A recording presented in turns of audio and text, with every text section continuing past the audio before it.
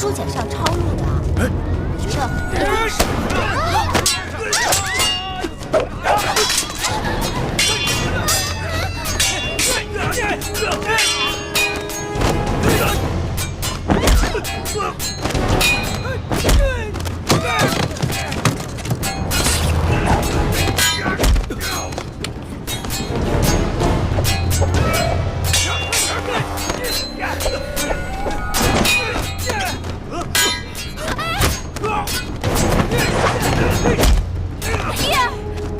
别怕，老伯身手不错。小丫头身手了得，彼此彼此。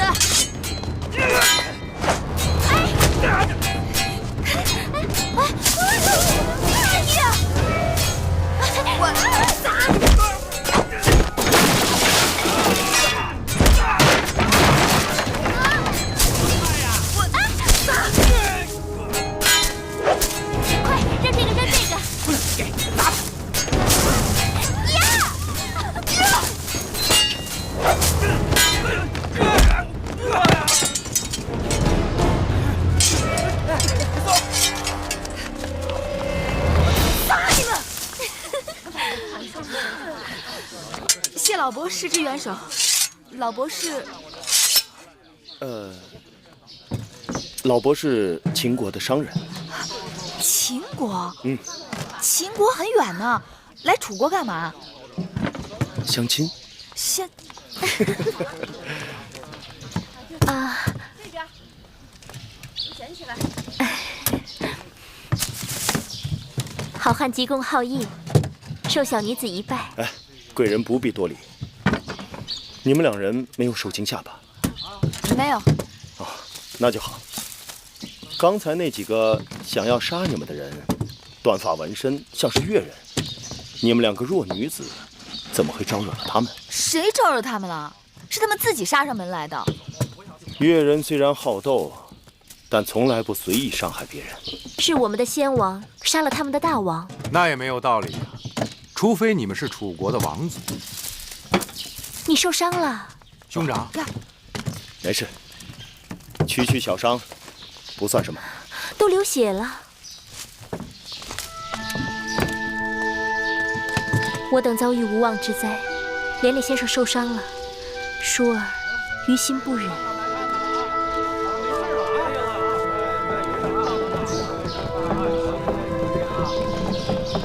在下谢过贵人。不必多礼。何人在此私斗？姐姐坏了，咱们若不马上赶回脂房，只怕就要被宫里的人发现了。多谢老伯，告辞了。走。恭喜王兄。哎，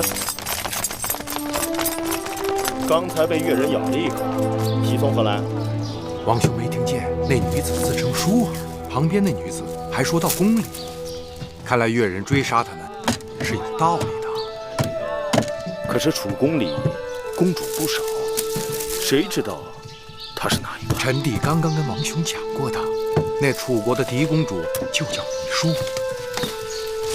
看来王兄中头彩了。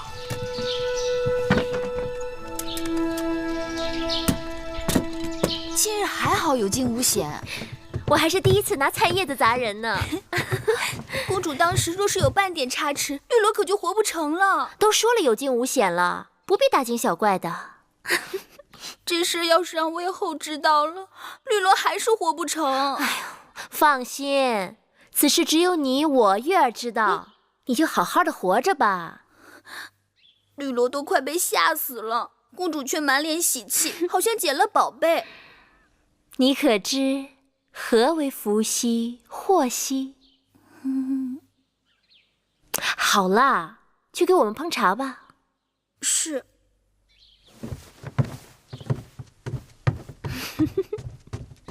哎，姐姐，那老伯的剑法真不错，若不是他挡得快，那越人的刀就落在姐姐头上了。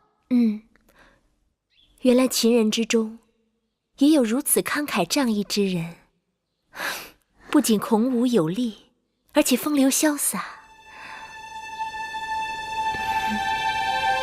道姐姐真的喜欢上秦人啦？我只是在说秦人与我们楚人的区别啊。再说了，我们楚人当中也有出色的男子啊，不仅风度翩翩，还玉树临风。就像谁啊？怎么不说了？不像谁？就像黄公子、黄歇那样，如何？那是你说的，不是我说的。你不喜欢黄公子吗？我何时喜欢过？玉树临风，也不招妹妹喜欢。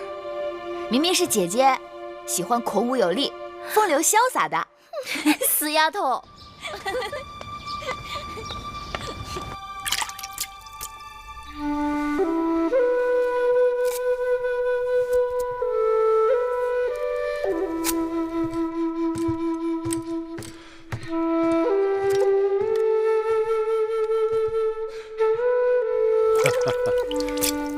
臣弟之前经常劝大王要打理须发，王兄都懒得理会。今日一个小丫头叫了一声老伯，王兄回来就忙着修剪胡子。你说，寡人真的有那么老吗？王兄一把络腮胡子，威风神武。只是这楚人华而不实，连男人都讲究修饰。大王的须发，在我秦人看来是相貌堂堂，只怕会吓到那些楚国的小丫头们。依寡人看，楚国的男子都缺乏血性，他们不以健壮为美，却以削瘦为美；不以弓马为荣，却以师父为荣；不以军功为尊，却以亲族为尊。将来秦楚开战，楚国必输无疑。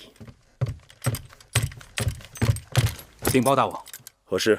刚刚得到探子来报，眼下诸国均派使臣以联姻的名义前往楚国，他们企图在郢都会盟，共同对付我们大秦。真的吗？你们都下去吧。是。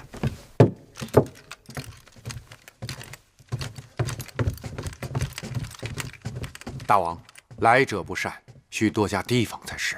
没什么可慌张的，既来之则安之。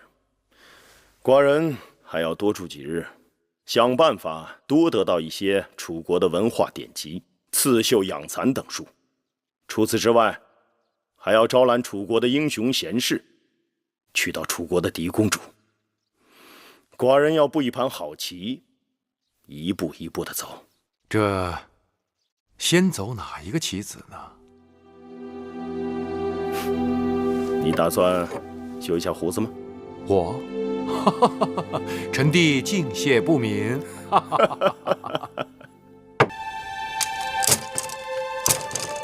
姐姐先来。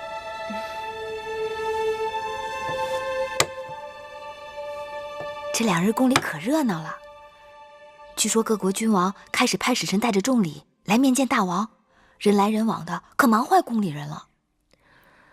他们进宫说的是面见大王，可心里不定打的什么主意呢。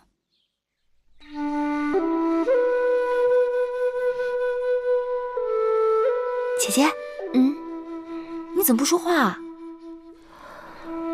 他们打的什么主意啊？姐姐说呢。我不明白。姐姐是装不明白。他们可都是来向楚国嫡公主求亲的。姐姐还不借机到前面大殿去探探究竟，说不定与哪位君王就真有缘分呢。你一味混说，越说越出格了。妹妹也是为姐姐好，嫁人不比选衣衫，可由着性子更换。若是不投气，这辈子岂不都委屈了？也是，耳听为虚，眼见为实。人人都说秦人虎狼之人，可上次你我在东市见到的那个秦国生意人，却谦谦君子，英武得很。姐姐对那老伯真有意啦？你老是叫人老伯，可舒儿明明看他没那么老。再说，人家救了我们的性命，应该也是一个有仁有义的男人。萍水相逢，这种有仁有义也算难得。不过要配姐姐嘛，总得左手挥笔安天下，右手持剑定乾坤吧。叔公主，叔公主，你这丫头疯什么呢？大王要在大殿给公主招婿呢，而且还听到一个跟叔公主有关的大笑话。跟我有关的笑话？是何笑话？听前面的人说，大王打算召秦王今日午后进宫。召秦王进宫，与我有何干系啊？当然有干系，大王命膳房的言女，就是那个宫里丑陋出奇的厨娘，扮成狄公主的模样，在楚宫大殿跟秦王相亲呢。真的？婢子倒想编排，可是也编排不出这等故事啊。亏得大王想得出来。不知那秦王会如何去应付那丑厨娘？弄不好会闹出些鱼目混珠的事来。那秦王怎么会娶个丑女当王后啊？这难讲，她可是当今楚国的狄公主呢。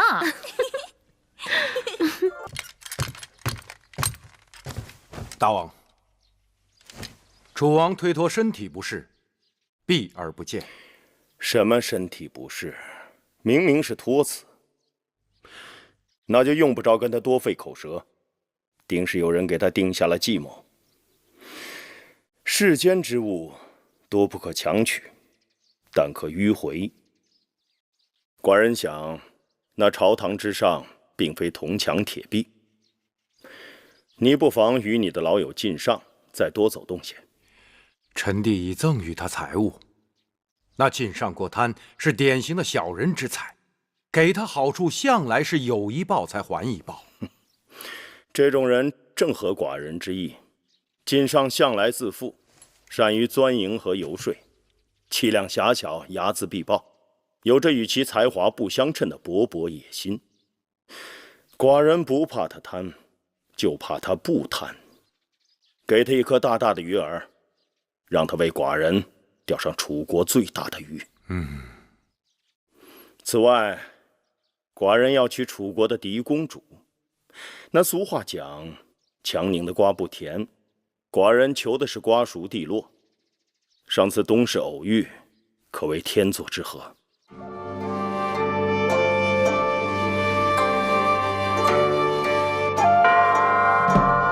王，请。楚王，请。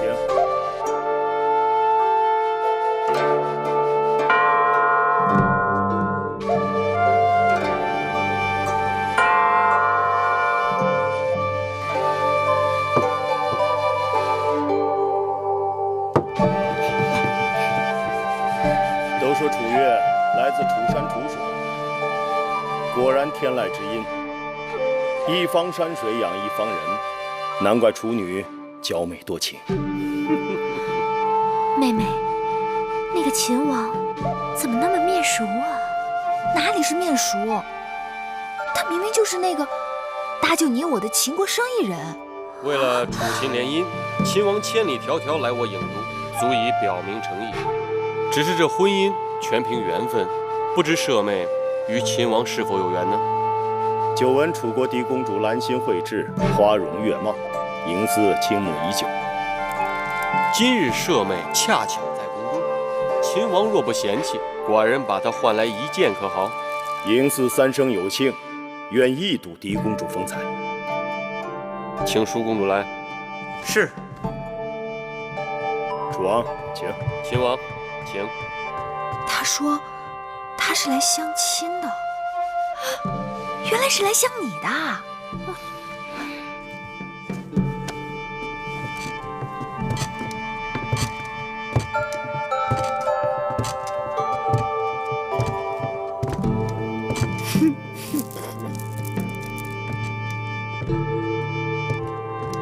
哎，姐姐，你看，你看，这就是你呀！肥面宽鼻，粗手粗脚，头大如斗。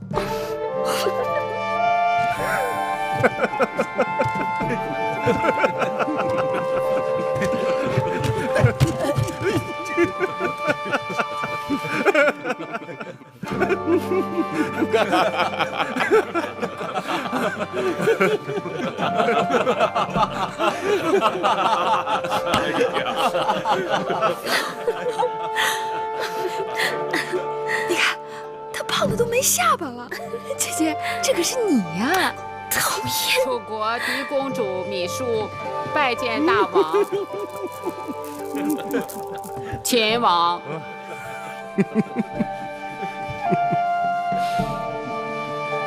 今日迎祀，大开眼界。令妹果然天赋迥异，四德绝佳。秦王口中的四德，可是周礼所言的妇德、妇言、妇容、妇恭。舍妹淑儿自幼在宫中悉心教养，四德自然是不会差的。此四德非彼四德也。令妹是饱德、饿德、热德、冷德。秦王此话怎讲？令妹体魄健壮，耐得饥饱寒暑，粗音大嗓，说明内气充沛。再看双手，寻常宫中女子都是纤纤素手、青葱一般，令妹之手却粗壮、红润、有力。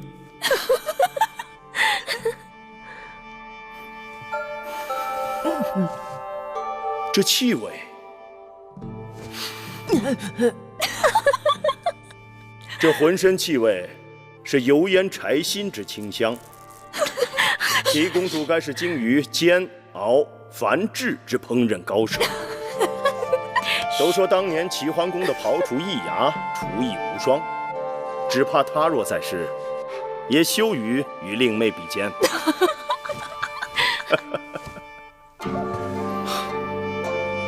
秦王真是说笑了，淑儿先下去吧。是。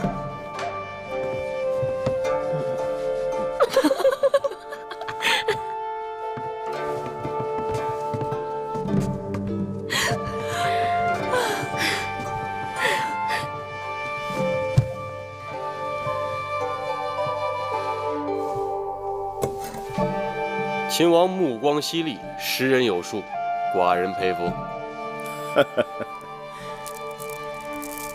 本王与楚王之嫡妹果然有缘，望楚王能成人之美。秦王，你当真要娶那个她吗？既然她就是楚王的嫡妹芈姝，本王别无他求。这大殿之上，君子一言，可不能反悔啊！那是自然。本王要娶的就是楚国嫡公主芈姝。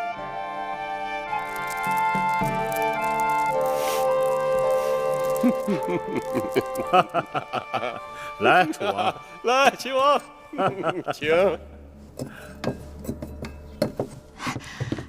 原来那老伯就是秦王。那秦王修剪了胡须，竟然一表人才，气宇轩昂。只是他怎会如此糊涂，竟不分美丑，被王兄戏弄？姐姐这样痛心疾首，我看出来了，你是真的中意那秦王了。秦王有何不好？秦王自然是好，可他在大殿对大王信誓旦旦，要娶的楚国嫡公主，可是那个浑身柴薪清香、善于烹调的胖芈姝呢？那他是中了王兄的圈套，说不定他就是看中楚国嫡公主厨艺了得呢。你平日里姐姐妹妹的叫得那么亲热，如今我是热锅之乙，你却在一旁看热闹。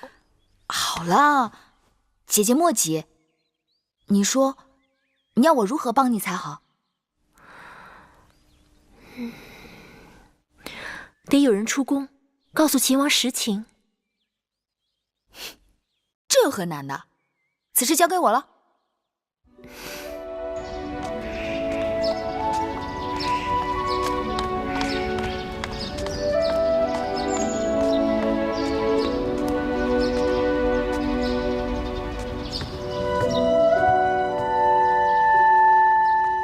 子歇，哎，子歇，你要去哪儿啊？我不去哪儿。既然你不去哪儿，正好给我帮个忙。你那样厌烦我，为何还要来找我？你这个呆子！找你，就是因为我有了麻烦，要找你帮忙。听不明白。你是君子，假如不是因为与我赌气，你怎会不明白？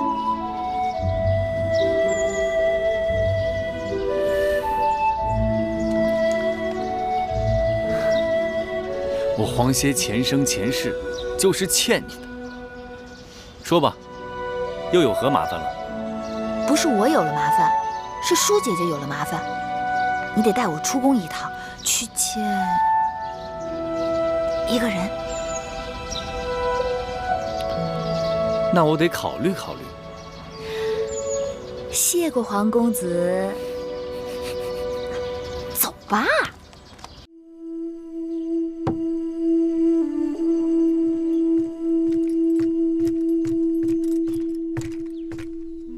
王兄，咸阳送来大良造公孙衍的急信。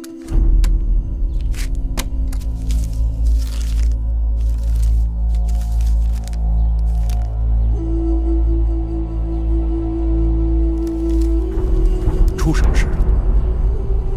年初，义渠国那边旧王病故，立了新王翟离。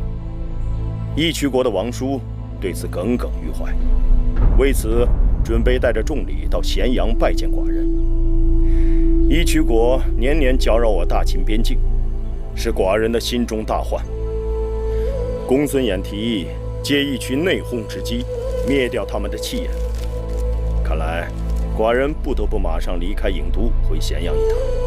但这秦楚联姻之事，楚王已经答应将嫡公主芈姝许配给寡人，寡人正好回咸阳，在六国结盟之前，准备一份厚厚的聘礼送到郢都来，看那楚王如何收场。王兄，那贾芈姝实在是丑得吓人呐！放心，只要那楚王有胆量嫁，寡人就有胆量娶。大王，外面有人来访，说与楚国公主有关。我去看看。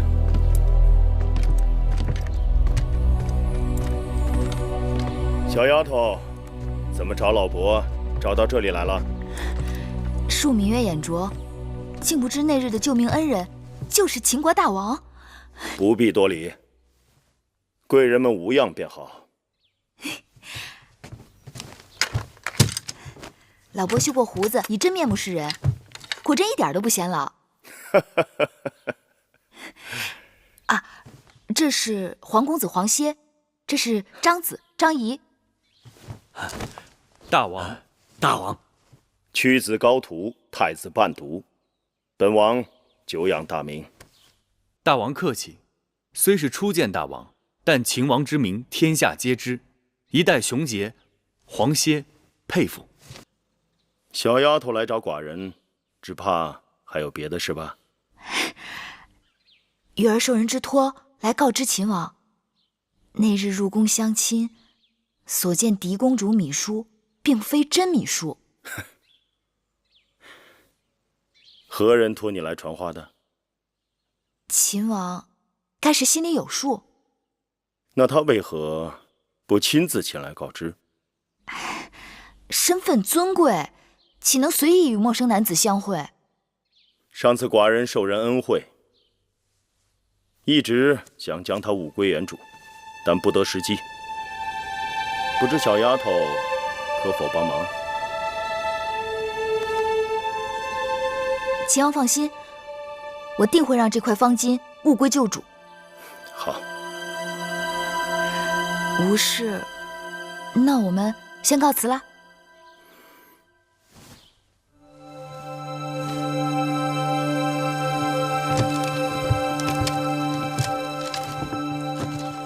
哎，张子，张子，不与我们一同走吗？我可以走，但只怕我这一走，有人会错过一个人才，错失一次良机，那事情可就大了。所以，你们先啊。啊，那我们先告辞了。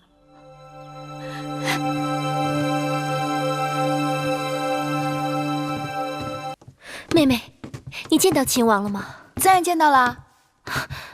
那秦王怎么说的？他说要你去见他。秦王怎么会？妹妹吓你呢。怎么，你真的想去见他？不跟你说了。看你那神色，口不对心的。拿去，这是他托我还给你的。有劳妹妹啦，给你。哎，这不是我的方巾，让我看看。这是秦王的名字。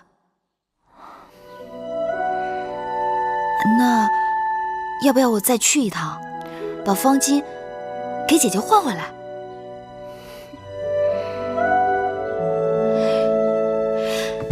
这么说，是郎有情，妾有意了。人是你去见的，方巾是你拿回来的。你要再这样，我去找母后评理。评理我倒是不怕，左右不过是一顿打罢了。只是可惜了这一桩好姻缘啦。那这方巾我不要了。不要了？不要？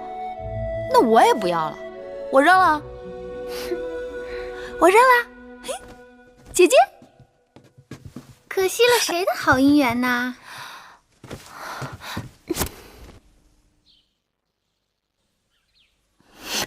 我听说，眼下各国君王打算派使臣要来向舒姐姐求亲，不知谁最幸运，能与姐姐结下这桩好姻缘。哦，原来如此啊！妹妹人品出众，我也是好奇的很呢。哇，真亮啊！我还从来没有见过这么大一颗珠子。是哎，我也没见过。还这么亮，这是什么呀？这叫夜明珠，产自西域。这样的稀罕物件我也是头回见到，所以把你们叫过来让你们瞧瞧，也长长见识。可真亮啊！这可真是个宝贝，夜里看起来像一个小月亮掉在屋子里。此物幽香暗伏，闻起来比那些兰草还要惬一些。只可惜母后不让月儿来，不然没准她能说出个究竟。依我看呐，咱们楚宫可并非只有一颗宝珠。舒姐姐国色天香，冰清玉洁，不也正是我们楚国的宝物，母后的掌上明珠吗？让妹妹看看，是这夜明珠耀眼，还是姐姐耀眼？可不是，这一比，舒姐姐可把夜明珠给比下去了。像这等奇珍异宝，也只有母后才配享用。若不是寿山福海，哪儿镇得住物宝天华？母后，您说是不是？瞧这张小嘴，快赶上八哥了。天气这么热，都这么晚了，我还真有些烦。是，我们赶紧回去吧。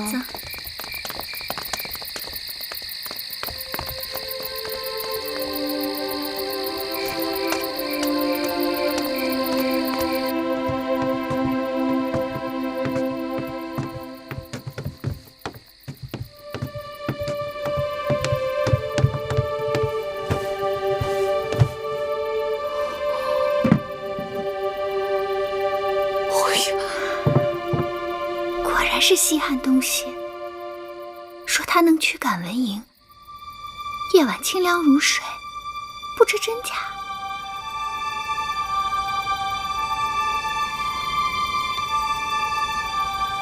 不如让我拿回去试它一试。公主，当心！既然是宝物，我以后必然爱惜。若要是追问起来，我就是拿回去赏玩一日。对我一向另眼相看，知道了也不会怪罪我。盖上。月公主，你都不知道那个宝贝有多好，简直值好多个城呢。那叫价值连城。对，是价值连城。月儿虽没见过，但也知道那是好的。至于那香气，我思量这宝珠中间或许是空的，被人填上了外域的香料，所以香气悠然，能避文苍。还是月儿聪明，无人能及。我也只是猜测。月儿别具慧眼，快给我想想办法。临近宫中祭祀大典，可我的少司命祭舞还是没有找到其中精髓。照我本意，不跳也罢，但母后哪肯？好妹妹，快指条便利捷径。这便利二字，只怕是最难的。言之不足，手之舞之，足之蹈之。你若能悉心体味少司命的入不言兮，出不辞，晨回风息，在云齐的超逸清雅，那一招一式便有了5成该有的雍容。要不，明日清晨，你我一块儿去荷花池边走走，看看风过荷叶，日映荷花，诗从自然，或许能有更好的感悟。好主意，绿萝，明日一同去。好。大王，在下今日就要辞别大王而去了。楚国的美食冠绝六国，大王今日特意赐宴在下，让张仪口留余香，真的有些舍不得离去啊。先生果然识得这人生真谛，食色性也。人生在世，最大的愉悦莫过于食色二字。今日这美食当前，焉能无美人相伴啊？美人？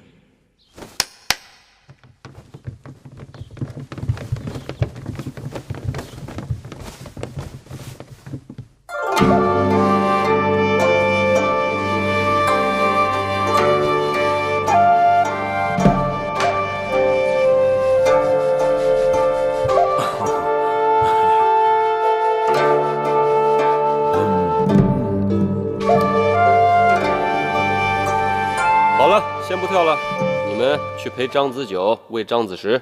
是大王。大王，不，张仪这可使不得，先生承受不起呀。我说先生受得起，那就受得起。知张仪者，大王也。好。大王吃个果子吧。好。大王，平日都是道听途说，今日眼见为实。楚国的美女果然是如云如林呐。张子谬赞了啊，这只是我楚宫里的平常颜色。这些还平常颜色？那难道后宫里藏有夏姬庄姜不成？不瞒，禀报大王，南后求见。他来干什么呀？听说大王要派人周游诸国，搜集天下美人。臣妾就想知道自己是否也列为其中啊？张子，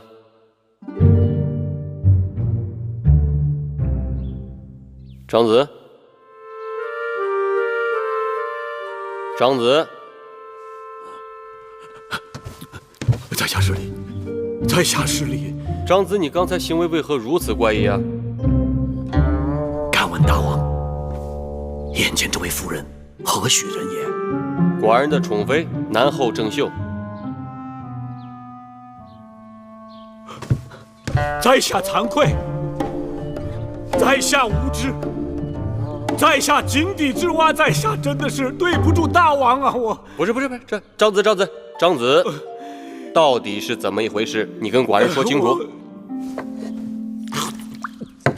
大王，在下在大王面前夸下海口，要为大王寻访绝色美人，可方才一见南后，我就知道我大错特错了。我张仪想来也是游遍列国之人，但从未见过一个人的容貌能和南后比肩。你说张仪的见识如此浅薄，竟然不知道天下最美的女子就在楚国的王宫里。该死！张仪向大王请罪。张仪，大王嘱托在下寻访美人之事，恐怕有负重托，办不成了。你呀，就是见识浅薄。寡人就想嘛，这天底下还有什么好东西是我楚公没有的呀？那照先生刚才这么说，这天下第一美人就在寡人身边了。确定无疑。好，那你就快跟寡人讲讲，寡人这爱妃怎么就成了天下第一美人了呢？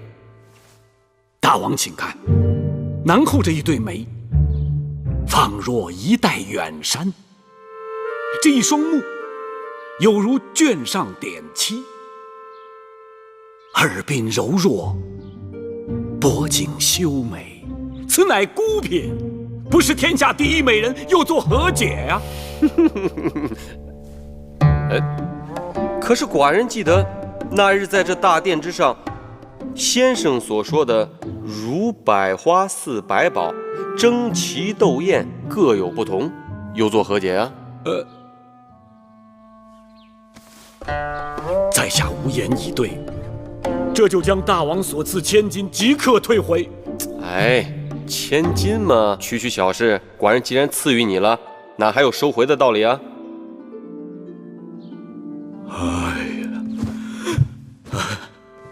大王不仅宽宥了在下的食言之罪，还说这千金不用退回，这岂是慷慨二字所能道尽？此乃君王之胸怀呀！似大王这般胸怀，不得天下有违天理呀！大王，张子，你好一张巧嘴！多谢大王。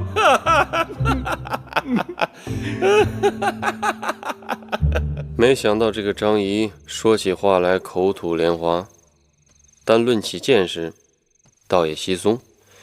今日还是爱妃让他见识了什么才是天下绝色。大王竟拿臣妾打趣。夏日炎炎，臣妾是日不能视，夜不能寐，衣带渐宽，面容憔悴，这还哪来的绝色呀？怎么会呢？爱妃的夜明珠不是有驱蚊避暑的奇效吗？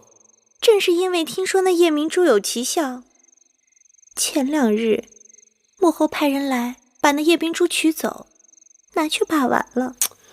哎呀，爱妃这玉软花柔，不耐鼹鼠的，寡人这细看之下，神色间确实有些憔悴。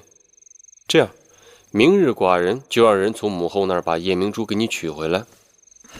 谢大王对臣妾的体贴。郑袖竟然跟我斤斤计较，那夜明珠不过刚刚借用2日，他就让大王差人来索要了。微后若想留下夜明珠，不用理睬他。大王一向孝顺，微后可对大王明说就是。郑袖整日狐媚大王，若真与他争执，只怕弄得大王两头为难。算了，还是把夜明珠给他拿回去吧。是。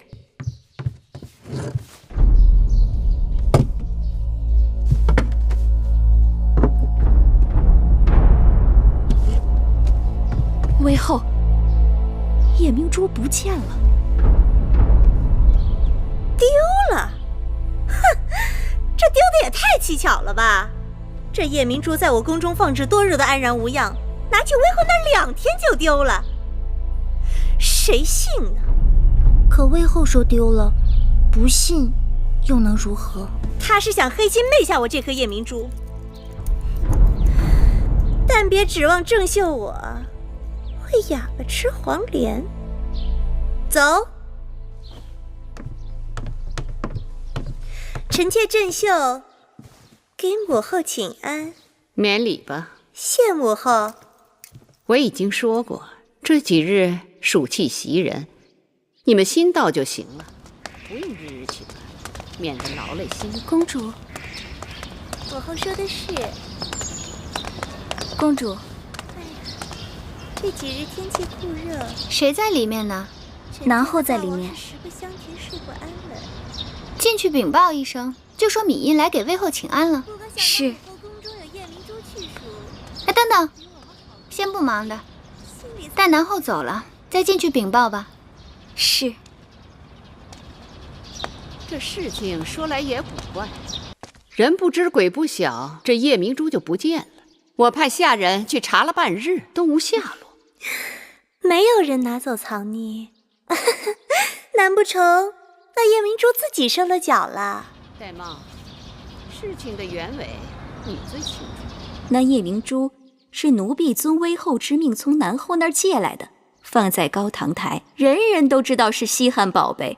就算喜欢，谁又敢动着贪欲之心？臣妾心里有数。既然那夜明珠自己跑不了，母后宫中的人又都手脚干净，那东西自然还在高堂台。母后若是喜欢留下就留下了，何必说找不到呢？我这一辈子见过的宝物不计其数，难道还在意你这点东西？臣妾的见识当然不如母后了。不过东西既然是在高堂台丢的，还是应该想办法查个水落石出才好，免得放过了盗贼，冤枉了好人。又或者，母后心慈手软，不愿意对手下的人进行清查盘问。大楚盗律，贼盗律，罪轻则砍手足，重则掉脑袋。我眼里从不揉沙子。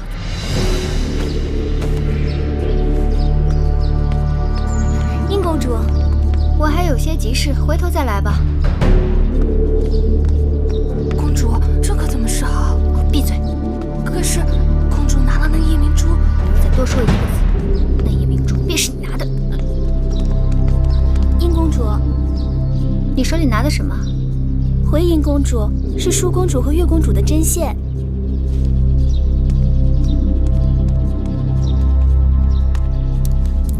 绿萝，我刚才在来的路上掉了一个耳环，你可碰巧看见？回殷公主，刚才奴婢一直和月公主、淑公主在一块儿，没有看见。那是我娘亲留给我的银物，甚为珍贵，也不知掉到哪儿去了。既然如此，那奴婢帮公主找找吧。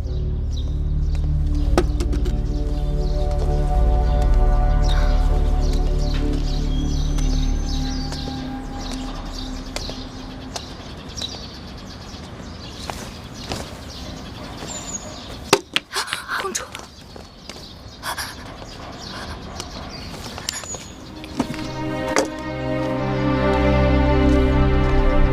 绿萝，算了，可能是我记差了，我可能是掉到寝宫里了。灵儿，跟我回去再找找。殷公主，那东西与我性命一般，你还当个什么？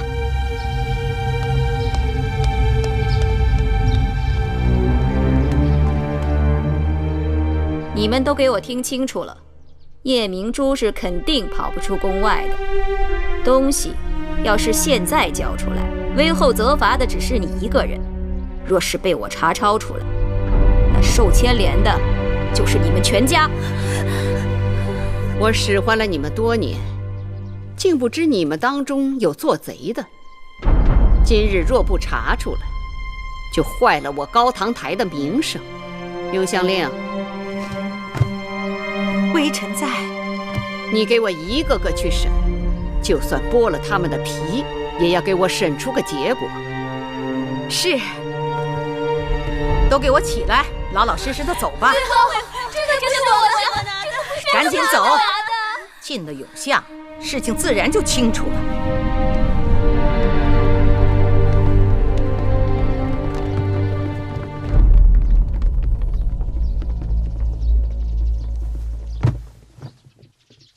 母后，灵儿思来想去，觉得有个人可疑。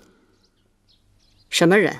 昨日午后，婴儿曾见过有个人来过高堂台，当时并未留意，但此刻想想，着实该有几分嫌疑。贱人生出来的只能是贱人，想来我待你不薄啊，让你跟着舒儿也学点长进。你倒好，竟然胆大包天，敢偷走我的夜明珠！任是金山银山摆在我面前，我都不会动心，更何况什么夜明珠？背后，万不可借此羞辱我，和我娘亲。还敢跟我顶嘴？玳瑁，给我掌嘴！是。母后，母后，求你饶了他吧。打！母后，我求你了。玳瑁，你先退下。凭空说我偷盗，拿来证据。今日我是人赃俱获，你想赖是赖不掉的。因儿，微后，昨日午后，婴儿是和侍女灵儿一起看到的。灵儿，说，你都看到了什么？婢子，你到底看到了什么？婢子。来人，把这个贱婢给我拉下去掌嘴！说呀！微后饶命啊！昨日婢子陪着殷公主站在那儿，看到月公主从正殿前走过去，别的婢子真的不知道了。灵儿眼拙，但本公主眼不拙。月公主分明不仅从正殿走过，还慌慌张张地走进去，又走出。胡言乱语！昨日午后，我与舒公主一起去了后花园的荷花池，回来后从未进过正殿。你说你见我进了正殿，我何时进去，何时出来？出来后又见了何人，去了何处？休要狡辩！夜明珠藏于你房里，证据确凿，我不得不承前避后，以正后宫纲纪。论罪，本该赐你一死，但念你是先王之女，暂且关入永巷，明日去衣杖摆，再施月刑。别说砍去芈月双脚，就是碎尸万段，没有偷，就是没有偷。且等明日，我看你的嘴还有多硬。母后，此事定有误会。昨日一整日，月儿确实与舒儿在一起，夜明珠之事与她并无干系。捉贼拿赃，你不要再为他开脱了。我不是为他开脱，我说的是事实。我这么做也是不得已，杀一儆百也是为了你们好，免得你们被这个贱人都给带坏了。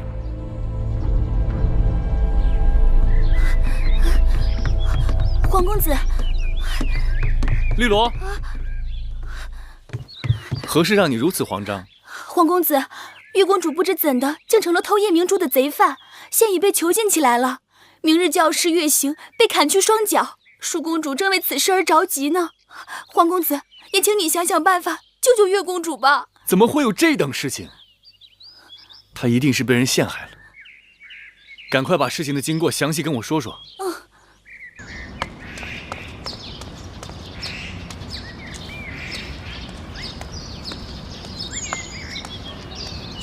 皇公子，你找我啊？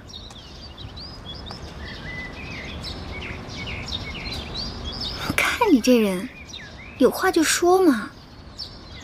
是你拿了夜明珠？是，或不是？是又怎样？不是又怎样？你拿了就拿了，为何要栽赃别人呢？怎么？微后明日就要砍去芈月的双脚，让你心疼了？你也是女儿家，你的心怎么能如此之狠呢？月儿从来没有爱过你的事儿，你为何要这样对她？说起来，事情落到她身上也是碰巧了。不过，她的确爱了我的事儿。月儿爱你何事了？皇公子说过，你自小只喜欢芈月一人，她若从此不再出现了，你是不是就可以去喜欢别人了？殷公主，你把月儿害苦了，我就算是今生不娶，也不会对你有半点情谊。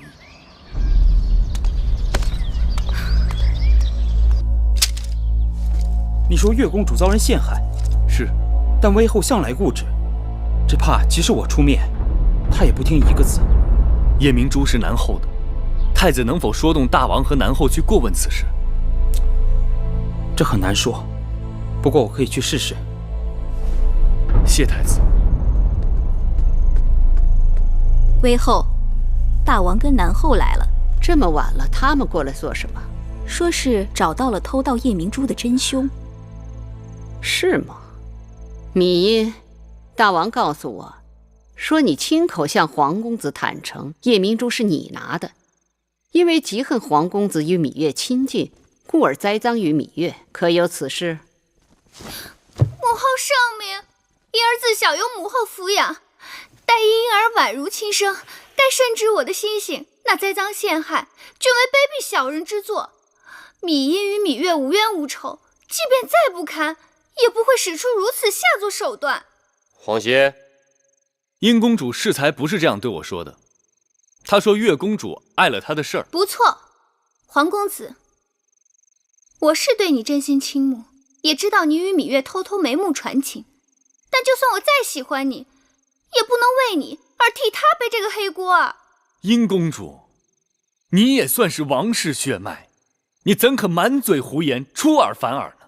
黄公子用不着气急败坏，芈因没有做过的事情，如何承认？你们二人到底孰黑孰白？月公主被人陷害，大王明察。大王母后，婴儿冤枉，被人诬陷。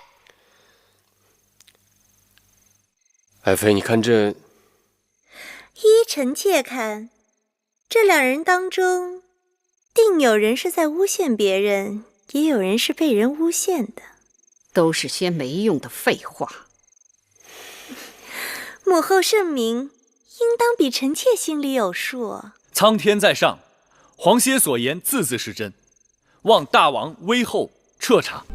你们各持一词，我怎样彻查？既然那夜明珠是在月公主的针线篮子里被发现的，而那针线篮子是月公主和舒公主做完针线由绿萝送回各自房间的，除非威后以为这夜明珠是舒公主和绿萝放进去的，不然那只能说明在针线篮子交到绿萝手上之时，那夜明珠并没有在篮子里。针线篮子被送到月公主房间不久，威后便派人查抄了她的房间，找到了夜明珠。而这段时间并没有人见到月公主回到过房间，那只能证明这夜明珠是有人故意栽赃陷害月公主的。就算无人见到芈月曾回寝屋，并不等于她就没有回过寝屋。黄公子为芈月开脱心切，一味将脏水泼到别人身上。皇歇有证人，芈因也有证人。够了，黄公子，你到大王那里出手芈因，可我听来听去，这夜明珠失窃的案子，黄公子你脱不了干系。你身为名门后代，太子伴读，竟敢不顾礼法，滥徇私情，秽乱宫廷，诬陷好人，我怎能饶你？既然芈月偷了夜明珠，你拿不出其他证据证明不是芈月偷的，那我只好判你和芈月同罪。母后，母后明察，夜明珠之事，芈月实在是冤枉。事已至此，不必多言了。母后若要一意孤行责罚月儿，那就先责罚舒儿吧。此言何意？夜明珠本是舒儿拿的。什么？是淑妹你拿的？舒儿，你不要胡说。母后，大王，那日观赏夜明珠，众公主齐聚大殿，唯有月儿因母后不允，所以不能前来观赏。舒儿实在是替月儿不平，所以私自拿了宝贝，想与她一同观赏。在次日与她做针线时，悄悄地放进了她的针线篮里。为何芈月对你所说这些全然不知？舒儿之所以瞒着她，就是想给她一个意外之喜。谁知道惹下了这么大的祸端。胡扯八道！母后，舒儿句句是真，侍女绿萝可以作证。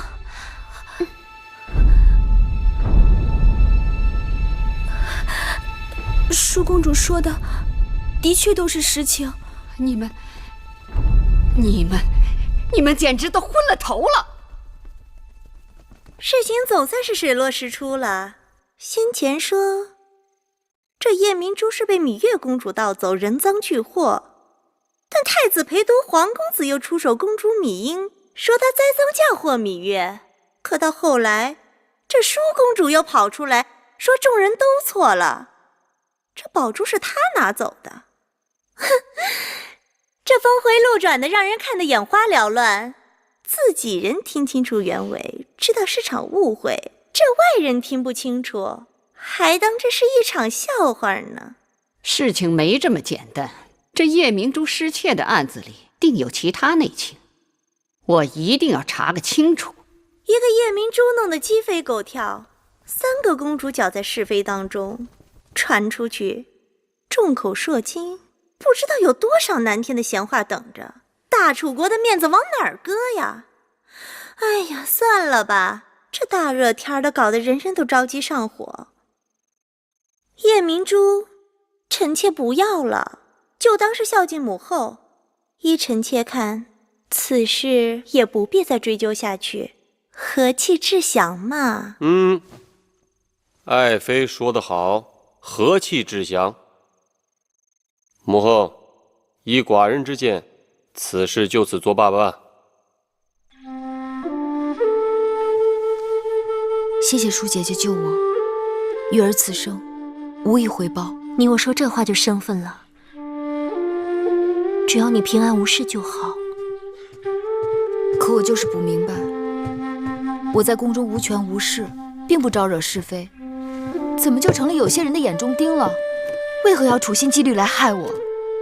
在那种情形下，母后肯定是真假难辨，气急之下听了小人之言，才险些酿成大错。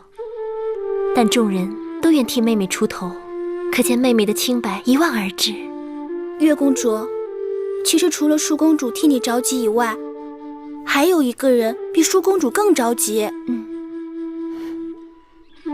我知道，知道就好。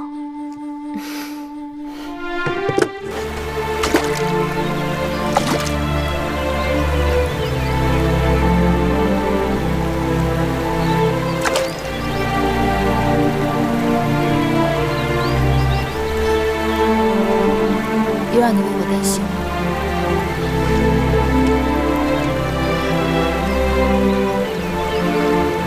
岂止是担心，是怕。我知道你被冤枉陷害，我怕我不能救你，不能为你遮风避雨。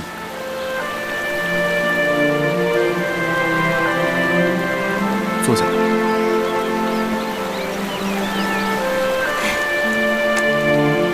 这不是好好的吗？好好的，差点脚都没了。是啊，我若是没了双脚，如何洗衣做饭，如何照顾2个弟弟？还不如死了痛快，免得拖累他人。这是什么话？你若没了双脚，我替你洗衣做饭，我帮你照顾弟弟。且不说没了双脚，退1万步，仅仅脸上一个刀子，就会吓跑所有人。那就让他们退避3舍，我在这里陪你。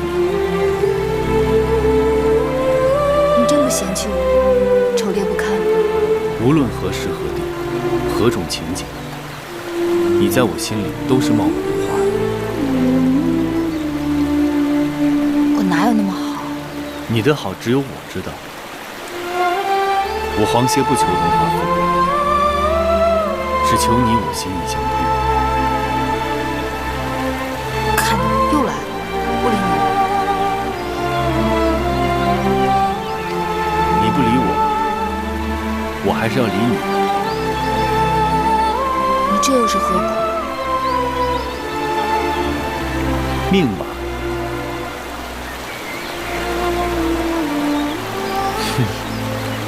米音，有什么话就说出来，别跟我吞吞吐吐的。那日黄歇诬告婴儿，婴儿的确委屈。那日事情真相如何，你我都该心里有数。算了，我也不打算追究了，只是希望你今后做事不要再自作聪明。母后说的是。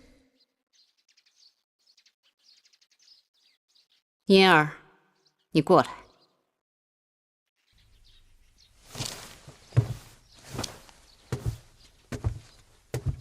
自小你在我身边长大，你跟我说老实话，你跟黄歇到底怎么回事？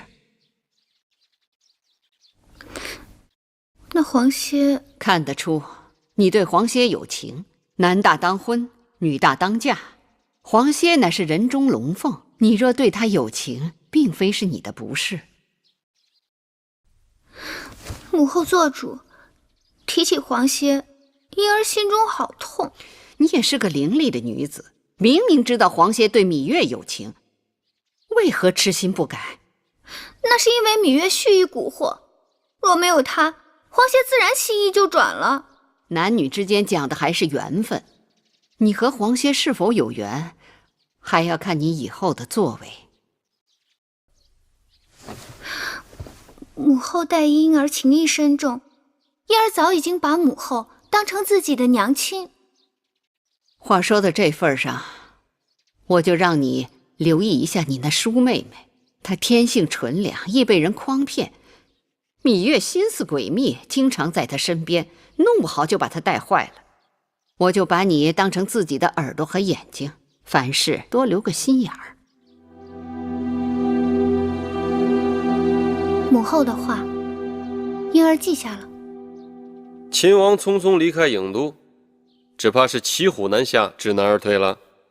当日寡人想用那丑厨娘给秦王个难堪，谁料想那秦王竟然顺水推舟，得知他弄假成真要娶厨娘时，让寡人着实尴尬了一下。现在好了，解围了。秦王求亲，剑指6国结盟，合纵在即。诸国当中，赵国、燕国、齐国都有与我大楚联姻之心。大王不妨在这些君王当中，与公主挑选一位佳婿。提起联姻，眼下除了秦王，其他5国都只是嘴上说说而已。大王不妨暂时与秦王周旋，这也是一种策略。谁讲诸国只是嘴上说说？昨日魏国的使者已经抵达郢都，给大王带来了诚意。什么诚意？美人，魏国绝色美人。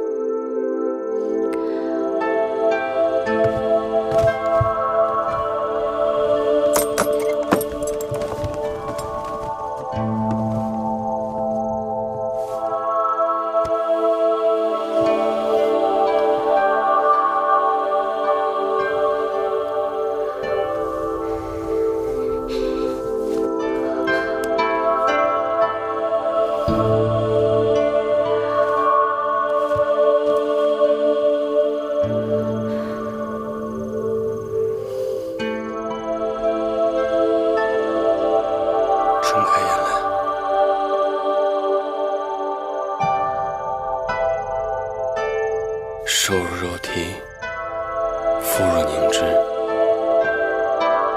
寡人直到今日才晓得，什么是